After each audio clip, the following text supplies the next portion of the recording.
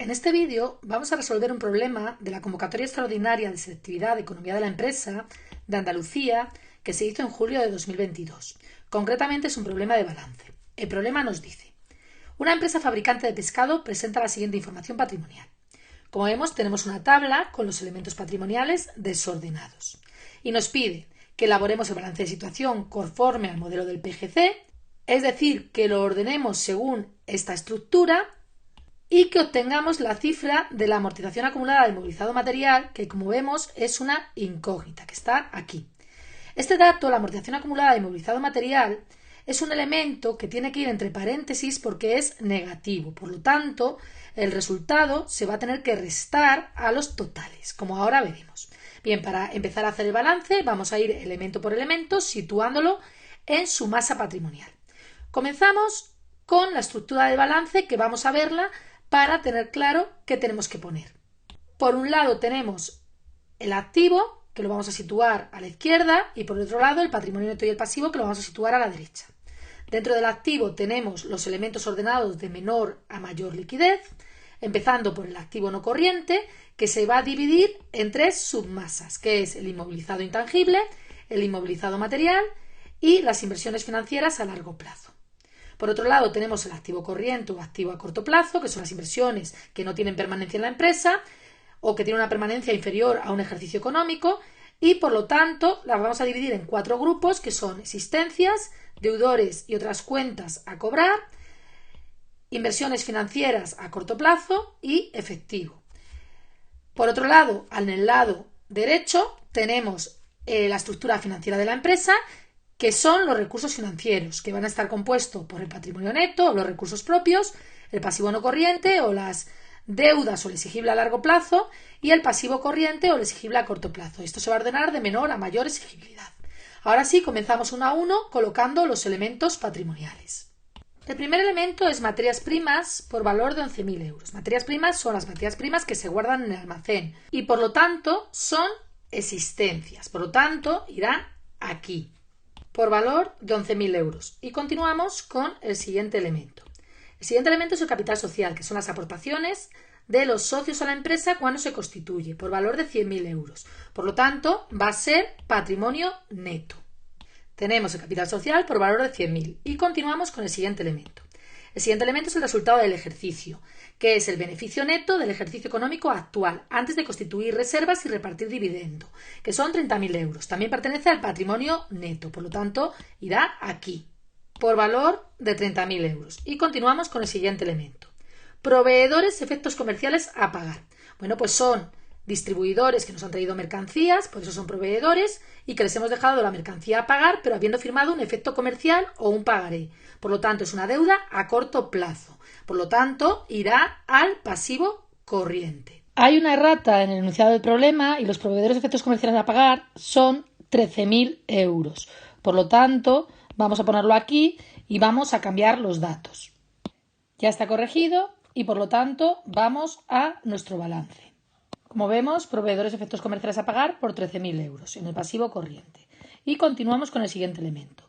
Reservas estatutarias. Las reservas estatutarias son los beneficios de años anteriores que no se han repartido entre los socios en forma de dividendo y que se han quedado en la empresa para crecer y que lo marcan los estatutos de la empresa. Por lo tanto, al patrimonio neto por valor de 4.000 euros. Y continuamos con el siguiente elemento, que es deudas a largo plazo con entidades de crédito. Como son deudas con entidades de crédito que pueden ser bancos, pueden ser préstamos que nos han concedido los bancos, y al ser a largo plazo son obligaciones de pago que tenemos contraídas a largo plazo y por lo tanto es pasivo no corriente, por valor de 21.000 euros. Y continuamos con el siguiente elemento. El siguiente elemento son los equipos para procesos de información, que son los ordenadores de la empresa. Los ordenadores de la empresa es una inversión a largo plazo de la empresa en elementos materiales, porque tienen tangibilidad, es decir, se pueden tocar. Por lo tanto, va aquí al inmovilizado material, por valor de 6.000 euros. Y continuamos con el siguiente elemento. Amortización acumulada de inmovilizado material, que es la incógnita que tenemos que calcular. La amortización acumulada va acumulando lo que se va depreciando los elementos de inmovilizado material para que cuando llegue su vida útil poder renovarlos. Y va entonces al inmovilizado material, que es el elemento que amortiza. Lo vamos a poner con sus siglas. A y M, y como es negativo se va a poner entre paréntesis. Se puede poner en menos o en su caso no tendría que llevar nada. Pasamos al siguiente elemento. Clientes. Los clientes son los derechos de cobro que tenemos contraídos contra aquellos clientes que nos han dejado a deber dinero. Por lo tanto, es un activo a corto plazo porque el dinero nos lo van a devolver en el corto plazo e iría a deudores y otras cuentas a cobrar por valor de 20.000 euros. Y continuamos con el siguiente elemento. Productos terminados. Son los productos que la empresa ha fabricado y que están listos para la venta y que están esperando en el almacén. Por lo tanto, son existencias. Valor de 7.000 euros. Y continuamos con el siguiente elemento. El siguiente elemento es maquinaria, que son la maquinaria que utiliza la empresa o las máquinas que utiliza la empresa, por lo tanto es una inversión a largo plazo en elementos de inmovilizado material, por valor de 61.000 euros. Y continuamos con el siguiente elemento. Banco e instituciones de crédito, cuenta corriente a la vista, en euros, que es el dinero que tiene la empresa en la cuenta corriente y que puede utilizar con total disponibilidad, es decir, es dinero en efectivo y por lo tanto va al activo corriente a la cuenta de efectivo, por valor de 3.000 euros. Y continuamos con el siguiente elemento. El siguiente elemento es acreedores por prestación de servicio, que son aquellas personas que nos han prestado un servicio y se lo hemos dejado a deber, personas o empresas. Por lo tanto, es una deuda, es una obligación de pago y es a corto plazo. Irá al pasivo corriente por valor de 2.000 euros. Y continuamos con la última cuenta o el último elemento patrimonial, que es construcciones, que son los locales de la empresa y por lo tanto es una inversión a largo plazo que tiene materialidad y por lo tanto va al inmovilizado material por valor de 80.000 euros. Una vez acabado todos los elementos patrimoniales, lo que vamos a hacer es sumar cada una de las masas y de las submasas para calcular el total del activo y el total del patrimonio neto y el pasivo, que tiene que ser igual según la ecuación fundamental del patrimonio. Por lo tanto, empezamos con el inmovilizado material. El inmovilizado material es la suma de 6.000, 61.000, 80.000 menos X, lo que nos da 147.000 menos X. Como no hay ninguna masa patrimonial más que tenga elementos, el activo no corriente coincide con el inmovilizado material y es 147.000 menos X. Seguimos con el activo corriente, que será la suma de existencias, deudores y otras cuentas a cobrar y efectivo. Existencias es la suma de materias primas y productos terminados que da 11.000 más 7.000, 18.000.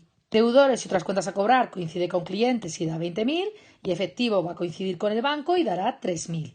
Por lo que el activo corriente será la suma de 18.000 más 20.000 más 3.000 que da 41.000. Activo será la suma de 147.000 menos X más 41.000 que da 188.000 menos X. Pasamos al patrimonio neto y el pasivo. Por un lado tenemos el patrimonio neto, que es la suma del capital social, el resultado del ejercicio y las reservas estatutarias, que nos da 134.000. Por otro lado tenemos el pasivo no corriente, que solo tiene un elemento, por lo tanto coincidirá con las deudas a largo plazo, que son 21.000. Y por otro lado tenemos el pasivo corriente, que es la suma de proveedores, efectos comerciales a pagar y acreedores por prestación de servicio, que da 15.000. Por lo que los recursos financieros, la estructura financiera o el patrimonio neto y el pasivo es la suma de 134.000 más 21.000 más 15.000, que nos da 170.000. Con esto hemos acabado los totales y ahora tenemos que calcular el valor de X. 188.000 menos X, que es el total del activo, va a ser igual al total del patrimonio neto y el pasivo, que es 170.000. Y despejando, tenemos que 188.000 menos X es igual a 170.000. Por lo tanto, la amortización acumulada de inmovilizado material, o X, nos da 18.000 euros. Esto pasará sumando y esto pasará restando. Y pasamos al apartado B, que nos pide el ratio de liquidez, que se calcula como el activo corriente entre el pasivo corriente, y en base a este resultado decir en qué situación se encuentra la empresa y qué recomendaríamos. Por lo tanto, el ratio de liquidez tenemos que es activo corriente, que es 41.000, entre el pasivo corriente, que es 15.000. Esto nos da 2,73. ¿Y este 2,73 qué significa? Bueno, pues significa que hay un exceso de liquidez, un exceso de solvencia a corto plazo. El fondo de maniobra va a ser positivo porque el activo corriente supera al pasivo corriente, por lo tanto es una situación financiera normal, pero lo que tenemos es una excesiva liquidez. ¿Cómo se solucionaría esto o qué recomendaríamos? Pues recomendaríamos que aquellos activos a corto plazo, que el activo corriente improductivo, se pasara o se invirtiera en inversiones más rentables, ya que la empresa no va a tener ningún problema en hacer frente al pasivo corriente o a las deudas a corto plazo, ya que el activo corriente es 2,73 veces las deudas a corto plazo. Y con esto hemos acabado el problema.